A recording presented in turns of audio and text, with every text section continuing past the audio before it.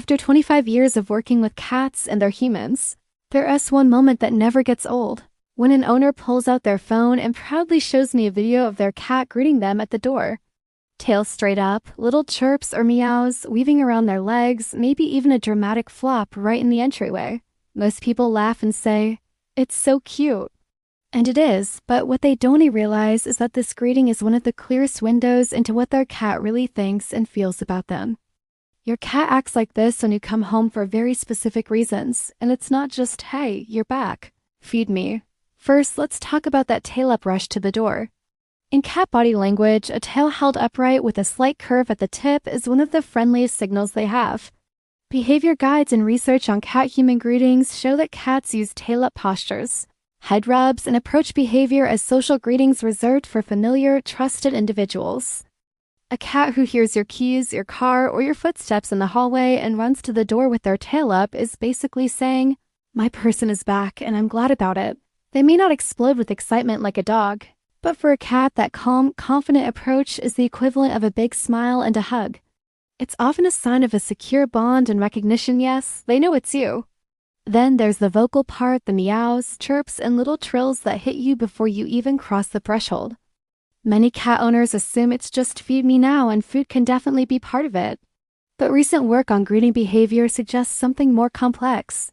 Studies and reports show that cats adjust how much and how often they meow depending on who walks in the door, especially if that person is their main caregiver. They learned that certain humans respond more when they're vocal, and they dial their hello up or down accordingly. That means your cat meowing like crazy when you come home is not random noise, it's practiced communication. They figured out that sounding extra enthusiastic gets your eyes, your voice, and often your hands on them faster. It's a learned, targeted way of saying, "Notice me, connect with me, reset our routine." Now think about all the rubbing on your legs, shoes, bag, even the door frame while looking back at you. Head bunning and body rubbing are classic feline greeting behaviors. Scent glands on their cheeks, head, and flanks leave familiar scent marks, effectively reclaiming you as part of their social group after you've been out in the unknown smell world. Behavior references describe this as both bonding and security. Your cat is mixing your scent with theirs to bring everything back to ours. When they wrap themselves around your legs, they're not trying to trip you on purpose. They're performing a ritual that says, "You're mine, I missed you, and I'm putting you back in my group officially." And then there is the flop, the dramatic drop and belly show some cats do right in your path when you walk in. This is one of the most misunderstood parts of the greeting.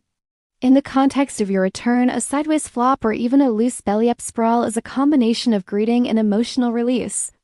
Your cat is saying, "I feel safe enough to relax this hard now that you're back." Behaviorists often see this in cats with strong attachments to one person. They hold a certain level of tension while that person is gone, and when they come home, you see stretching, flopping, scratching, and yawning behaviors associated with stress release. That belly is not always an invitation to rub, but it is a high compliment. They are showing you their most vulnerable state because your presence turns the environment back to safe. Here's where it gets even more interesting. Cats don't just greet you to express joy. They also greet to check on you. Observations and behavior commentary point out that cats will sniff you, look closely at your face, and adjust their behavior based on your mood. On some days, they may demand immediate contact, meowing, jumping up, insisting on being held. On other days, they may greet you at the door, sniff, then hang back and simply stay near without pushing. That's not randomness, that's adjustment. They're reading your tension, your energy, and your body language, and choosing a greeting that fits. When your cat acts differently at the door from one day to the next, that can be them responding to how you feel, not just what time it is. Now for your mid-video reality check, think about how your cat greets you specifically. Do they run to the door tail up, meowing? Do they wait in a certain spot by the window, on the stairs, on the back of the couch right around the time you usually get home? Do they flop dramatically or headbutt you like you're the only thing in the room? Those are not generic cat things. They're custom rituals your cat has built around you.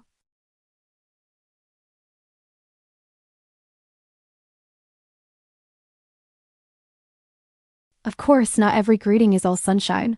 Sometimes your cat's door behavior is your first clue that something is off. If a normally enthusiastic greeter suddenly stops coming to the door, hides when you enter, or meets you with tension, ears back, tail low, no vocalizing, that can be a subtle sign of stress or illness. Guides on cat stress and sickness highlight changes in greeting and interaction as early red flags.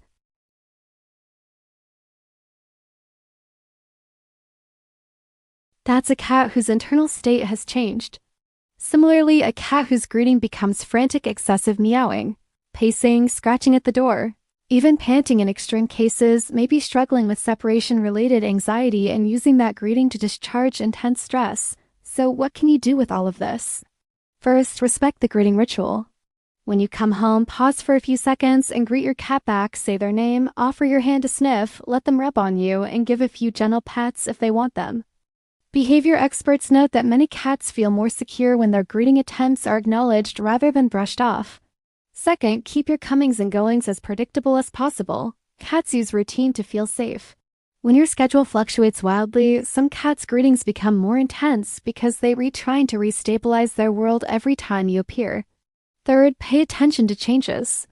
If your cat's greeting gets louder, more desperate, or suddenly disappears, that's data. A conversation with a vet or a behavior professional can help you rule out pain, illness, or anxiety.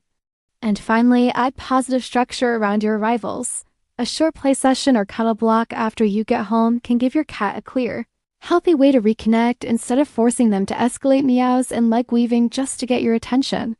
Here's the bottom line from decades in this field. When your cat acts like this as you come home, they're not just being cute and they're not just asking for food.